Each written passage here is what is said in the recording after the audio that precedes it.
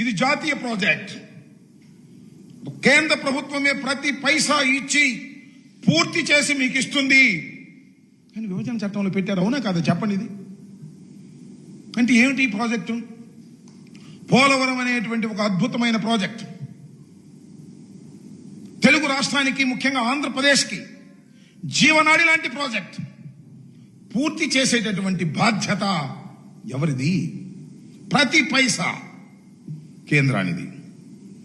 పునరావాసం కానీ, రీహాబిలిటేషన్ కానీ, వాటర్ కాంపోనెంట్ కానీ, విద్యుత్ కాంపోనెంట్ కానీ ప్రతిదీ కూడా కేంద్ర ప్రభుత్వమే చేసి ఇవ్వాలి. ఇది కదా చట్టం, అవునా కదా? ఎందుకు మనం కట్టాల్సి వచ్చిందబ్బా? చంద్రబాబు నాయుడు గారు 2014లో మీరు ముఖ్యమంత్రిగా ప్రమాణ స్వీకారం చేశారు. 7 గ్రామాలు కలపకపోతే నేను ప్రమాణ స్వీకారం చేయను అన్నారు, కలిపారు. 14 నుంచి 17 వరకు అసలు ఎందుకు ఈ నిర్మాణంలో ముందుకెళ్ళలేదు? 16 తర్వాత ఎందుకు ముందుకెళ్లారు? కేంద్ర ప్రభుత్వం దగ్గర నుంచి ఈ ప్రాజెక్టు మీరు ఎందుకు తీసుకున్నారు అని నేను చాలాసార్లు అడిగాను. కేంద్ర ప్రభుత్వం చేయవలసినటువంటి పోలవరం అనే జాతీయ ప్రాజెక్టుని రాష్ట్ర ప్రభుత్వం ఎందుకు నిర్మించాలని తలపెట్టింది? ప్లీజ్ సమాధానం చెప్పండి చంద్రబాబు నాయుడు గారు. రాష్ట్ర ప్రజలకు సమాధానం చెప్పండి. మీరు అధికారంలో ఉన్నప్పుడు చేసినటువంటి గొప్ప పని, చరితాత్మకమైన తప్పిదం. నెంబర్ 1, చరితాత్మకమైన తప్పిదం. ఎందుకు చేశారండి మీరు? ఇక్కడ ఒక ప్రశ్న అడుగుతా. కేంద్ర ప్రభుత్వం ఏముందంటే నీతి ఆయోగ్, రాష్ట్ర ప్రభుత్వం మేము చేస్తామని అడిగింది, అందుకని ఇచ్చామన్నారు. చంద్రబాబు నాయుడు గారు ఏం చెప్పారు తెలుసా అసెంబ్లీలో? అప్పుడు కేంద్ర ప్రభుత్వం మన తీసుకోమంది, అందువల్ల మేము తీసుకున్నాం అన్నాడు. ఇంతవరకు క్లారిటీ లేదు. కేంద్ర ప్రభుత్వం తీసుకోమందా, మీరు అడిగి తీసుకున్నారా? కేంద్రాన్ని అడిగితేనేమో రాష్ట్ర ప్రభుత్వం అడిగింది కాబట్టి మేము ఇచ్చామన్నారు. మిమ్మల్ని అడిగితేనేమో కేంద్ర ప్రభుత్వం తీసుకోమంది, మేము తీసుకుందాం అన్నారు. ఏంటి కథ? గడ్కరీని వెళ్ళి కలిసామంటారు. ఎందుకు కలిశారబ్బా? కేంద్ర ప్రభుత్వం దగ్గర నుంచి తీసుకోవడం కోసం కలిశారు. ఎందుకు మీరు తీసుకున్నారు? కేంద్ర ప్రభుత్వం చేయవలసినటువంటి ప్రాజెక్టును మీరు తీసుకోవడానికి గల కారణం ఏమిటి? మీరు చెప్పరు, నేను చెప్తా. కొట్టేద్దామని. 1000 కోట్ల రూపాయల ప్రాజెక్ట్ కదా ఇది.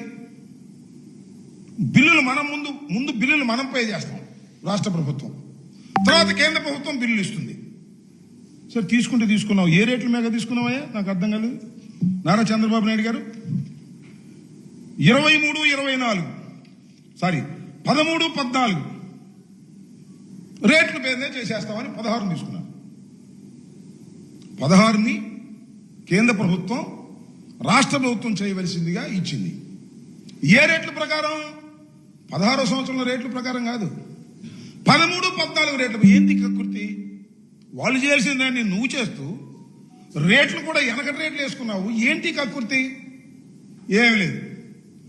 కక్కుర్తి అంతా కాంట్రాక్టర్ నీ సొంత వాళ్ళు పెట్టుకోవాలని, సొంత వాళ్ళని పెట్టుకుని దానిలో డబ్బులు కాజేయాలి అనేటువంటి, కరప్షన్ చెయ్యాలనేటువంటి ఒక దురుద్దేశమైన ఉద్దేశం.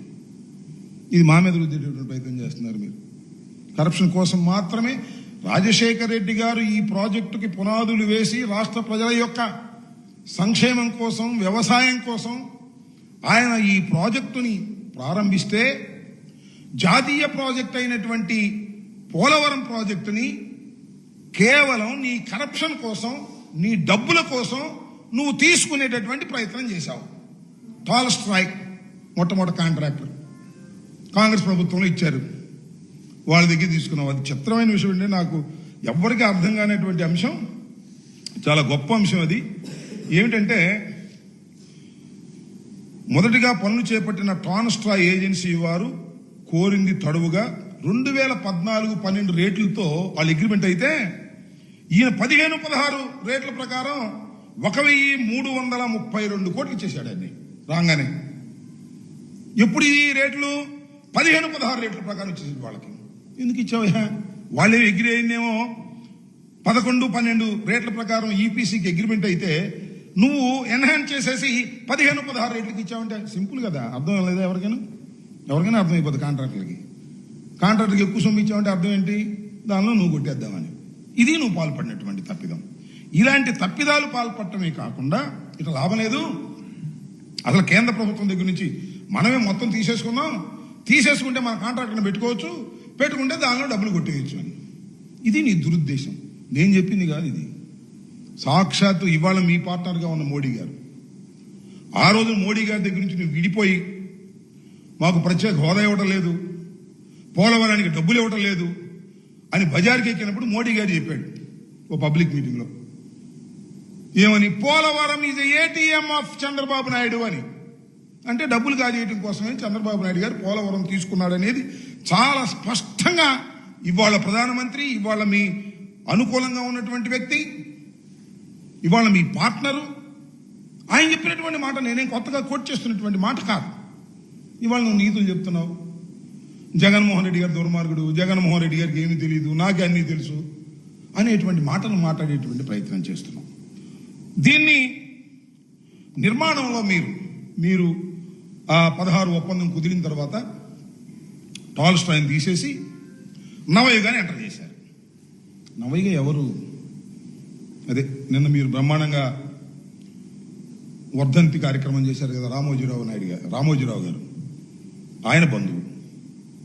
ఆయన బంధువుకు మీరు ఇచ్చారు నవయుగ. ఏమండి టాల్స్టాయ్ని తీసి నవయుగకి ఎందుకు ఇచ్చారు? కాంట్రాక్టర్ మార్చారంటారే. మీరు కాంట్రాక్టర్ని మార్చింది కూడా ఎలా మార్చారు? టెండర్ ద్వారా మార్చలా. మీరు మార్చింది నామినేషన్ పత్రం మార్చేశారు. మేము నవయుగాన్ని టెండర్ ద్వారా మార్చాం. నవయుగ టాల్స్టాయ్ దగ్గర నుంచి నవయుగాకు మార్చి నవయుగాన్ని జేబు సంస్థగా పెట్టుకొని డబ్బులు నువ్వు కాజేసే ప్రయత్నం చేస్తున్నావు. కాబట్టి మేము వచ్చిన తర్వాత ఈ నవయుగాతో ప్రాబ్లం ఉంటుంది అనే ఉద్దేశంతో మేము టెండర్కి పోయాం. టెండర్లో రివర్స్ టెండరింగ్లో ఆదాయం చేసాం. సుమారుగా 600-700 కోట్లు చేసి మెగాకి ఇచ్చాం. ఇప్పుడు మేము ఆ మెగాని ఇప్పుడు కొనసాగుతున్నాం అనుకో, అది నువ్వు కంటిన్యూ చేస్తావు లేదు చేస్తానన్నట్టుగానే మాట్లాడుతున్నావు. ఇది అక్కడి నుంచి నువ్వు టాల్స్టాయ్ దగ్గర నుంచి నవయుగాకు మార్చవచ్చు, కానీ నవయుగ దగ్గర నుంచి మాత్రం ఇంకోటి మార్చడానికి వీల్లేదు. ఇది చాలా తప్పిదం, దీనివల్ల నాశనం అయిపోయింది. మా రామోజీరావు గారి బంధువుకి మీరు లాగేసుకున్నారు కాబట్టి ఇది సర్వనాశనం అయిపోయింది అనేటువంటి మాట మీరు మాట్లాడుతున్నారు. సర్వనాశనం అయిపోయింది ఎందుకంటే నిర్మాణంలో వ్యూహాత్మక తప్పిదాలు మీరు చేశారు. I will prove it. దాన్ని మనస్ఫూర్తిగా చెప్పగలను. అబద్ధం ఆడవలసినటువంటి అవసరం మాకు లేదు. మేమేమి దీన్ని